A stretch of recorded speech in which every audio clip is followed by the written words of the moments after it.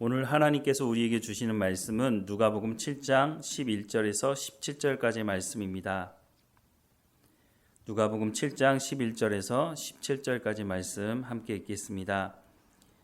그 후에 예수께서 나인이란 성으로 가실새 제자와 많은 무리가 동행하더니 성문에 가까이 이르실 때에 사람들이 한 죽은 자를 메고 나오니 이는 한 어머니의 독자요 그의 어머니는 과부라. 그 성에 많은 사람도 그와 함께 나오거늘 주께서 과부를 보시고 불쌍히 여기사 울지 말라 하시고 가까이 가서 그 관에 손을 대시니 맨 자들이 서는지라. 예수께서 이르시되 청년아 내가 네게 말하노니 일어나라 하시매 죽었던 자가 일어나 앉고 말도 하거늘 예수께서 그를 어머니에게 주시니 모든 사람이 두려워하며 하나님께 영광을 돌려 이르되 큰 선지자가 우리 가운데 일어나셨다 하고 또 하나님께서 자기 백성을 돌보셨다 하더라. 예수께 대한 이 소문이 온 유대와 사방에 두루 퍼지니라. 아멘. 예수님께서 이 땅에 오신 것은 어느 날 갑자기 이루어진 일이 아닙니다.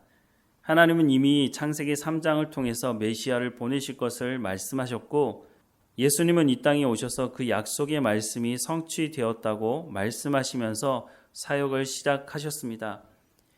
하나님은 이스라엘 백성들을 사랑하시고 그들을 구원하시는 언약의 말씀을 아브라함에게 하셨죠.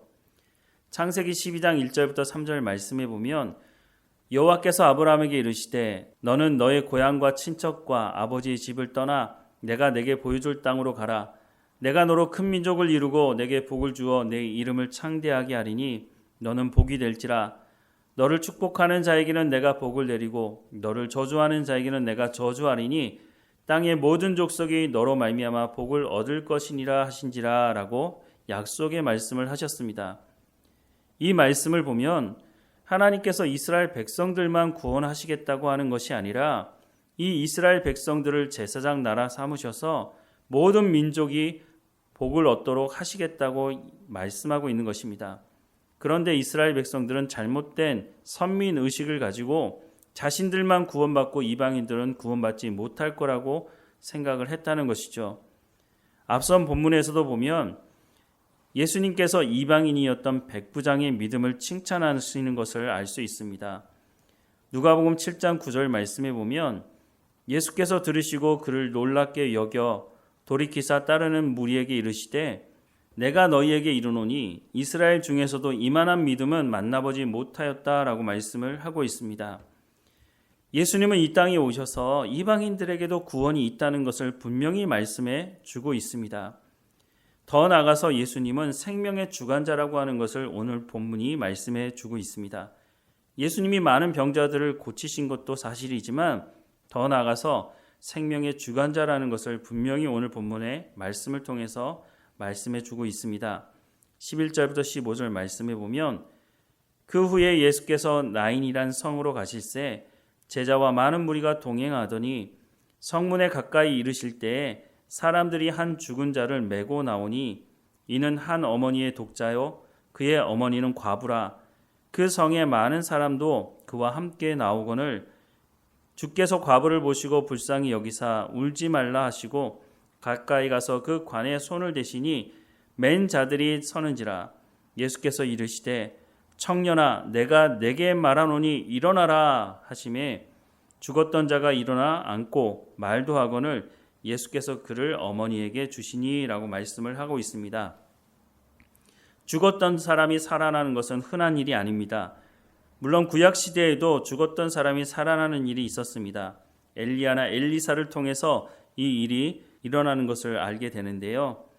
열왕기상 17장 19절에서 22절 말씀에 보면 엘리야가 그에게 그의 아들을 달라 하여 그를 그 여인의 품에서 받아 안고 자기가 거처하는 다락에 올라가서 자기 침상에 누이고 여호와께 부르짖어 이르되 내 하나님 여호와여 주께서 또 내가 우고하는 집 과부에게 재앙을 내리사 그 아들을 죽게 하셨나이까 하고 그 아이 위에 몸을 3번 펴서 엎드리고 여호와께 부르짖어 이르되 내 하나님 여호와여 원하건대 이 아이의 혼으로 그의 몸에 돌아오게 하옵소서 하니 여호와께서 엘리야의 소리를 들으심으로 그 아이의 혼이 몸으로 돌아오고 살아난지라 라고 말씀을 하고 있습니다.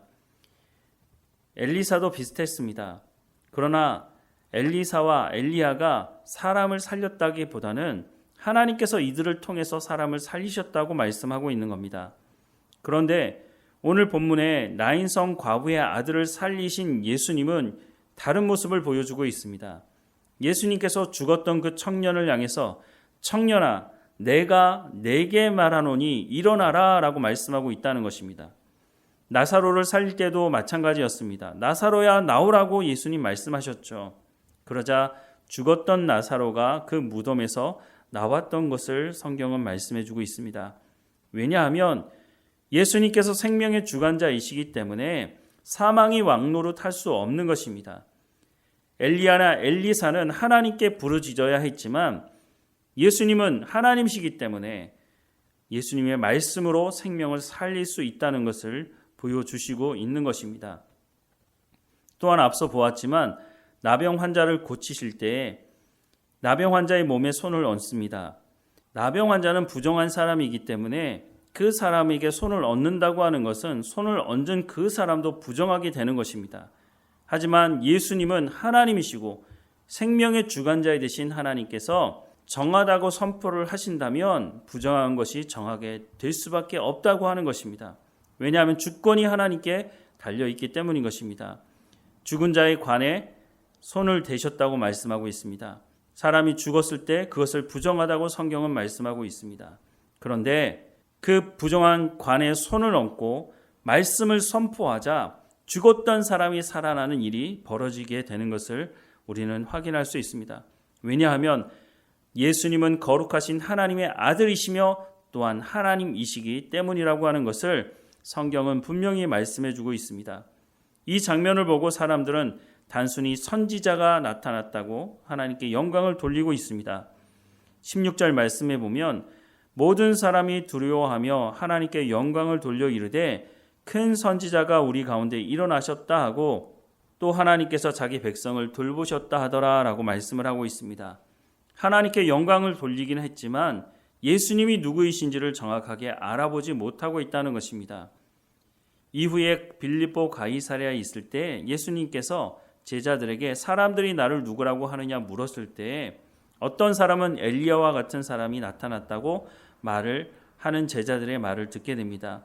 바로 이런 근거를 가지고 이 사람들은 예수님이 하나님의 아들이라고 하는 것을 믿은 것이 아니라 구약시대에 엘리야가 다시 나타났다고 하는 말을 하고 있는 것입니다.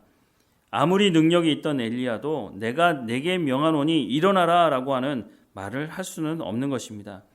예수님께서 생사화복을 주관하시는 분이라고 하는 것을 오늘 본문은 분명하게 보여주고 있습니다. 바로 이 생명의 주관자이신 예수님께서 이방인들에게도 복음을 전하기 위해 오셨다고 하는 것을 성경은 말씀해 주고 있는 것입니다. 오늘 우리에게도 이 사명을 맡겨주셨다고 말씀합니다.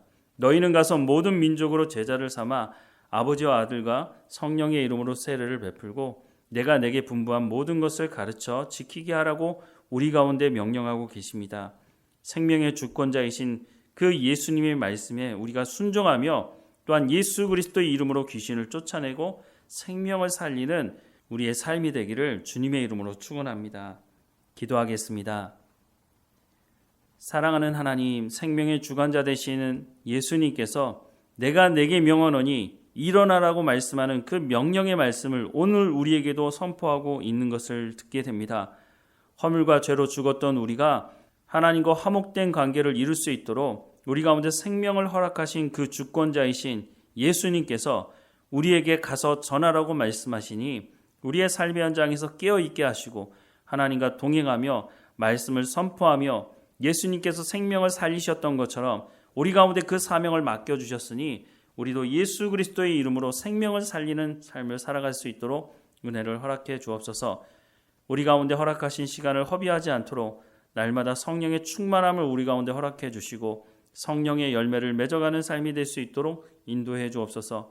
오늘도 하나님과 동행하며 감사하는 삶이 되게 하시고 우리 삶의 근심과 걱정 모든 것을 하나님께 맡겨드리오니 하나님 담당해 주시고 우리는 하나님께서 우리 가운데 맡겨주신 사명을 온전히 감당할 수 있도록 우리가 증인의 삶을 살아갈 수 있도록 소금과 빛의 삶을 살아갈 수 있도록 인도해 주옵소서. 오늘도 말씀하시는 그 하나님 앞에 겸손하게 엎드리게 하시고 그 하나님을 찬양하며 예배하는 삶을 살아갈 수 있도록 인도해 주옵소서. 우리와 함께 하시는 하나님께 감사하고 예수님의 이름으로 기도드립니다. 아멘.